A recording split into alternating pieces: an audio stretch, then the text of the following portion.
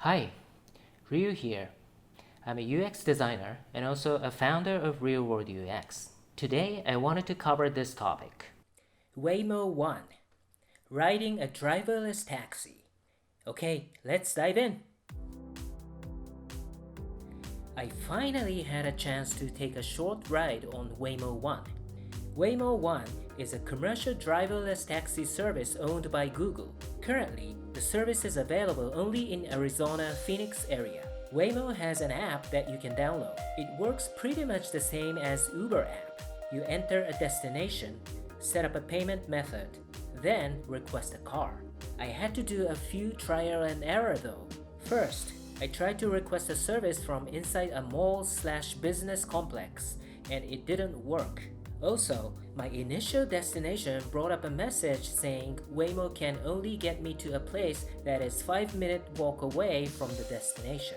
Waymo did not like my initial payment method, so I had to enter another credit card. Even after going through all these, I got a message saying no car available, try again later. After making several attempts, my request finally went through.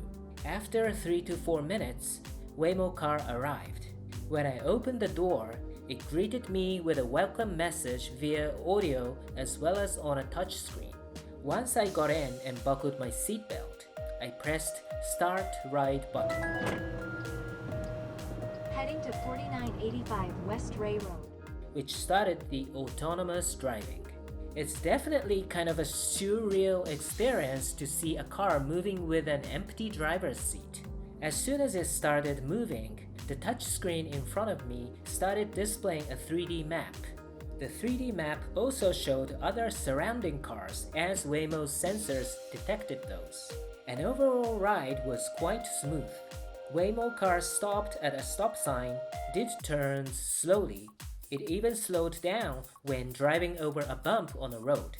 It stopped perfectly at a signal, did smooth lane changes. On a main road, it accelerated up to 45 miles per hour at some point. When it was getting close to the destination, which was the Starbucks, it slowly pulled in and tried to get to the front entrance of the store.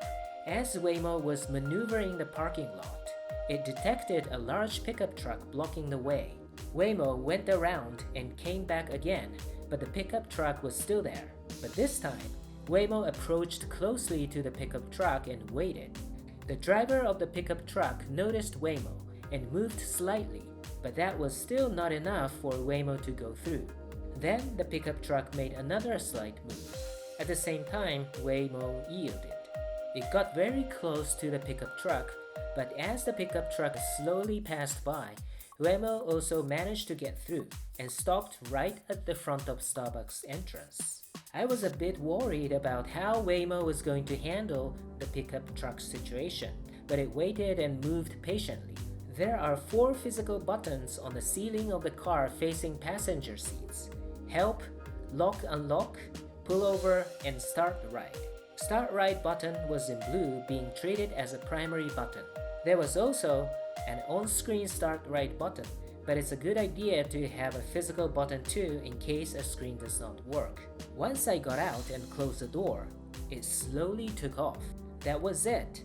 It was a short ride, 1.8 miles, 7 minutes total. I have to say that the ride was quite comfortable. It's definitely interesting and weird that no one is sitting on the driver's seat and the steering wheel is moving on its own at all times throughout the ride. Psychologically, I felt nervous, especially when Waymo sped up to 40 to 45 miles an hour on a major road. I also felt a bit uneasy when Waymo was getting really close to the pickup truck blocking the way.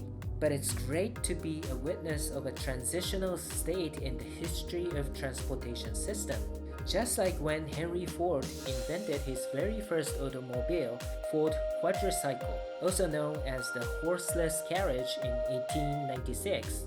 The very first self-driving car that we now have is called driverless car with a driver's seat. This is really interesting from a UX perspective that we always inherit something that we are already familiar with when creating a new thing. The same thing happened in a computer when a desktop metaphor was taken from a physical office and GUI buttons took cues from physical mechanical buttons. Over time, a new invention will evolve into something totally different as it gets optimized for a new, better way of performing tasks or achieving goals. Once a driverless car or an autonomous car advances to the next level, the empty driver's seat will disappear and the entire space will be dedicated for passengers to fully embrace it. I'm curious how that experience is going to be. How would that change our behaviors and lifestyle? And I cannot wait to see that future.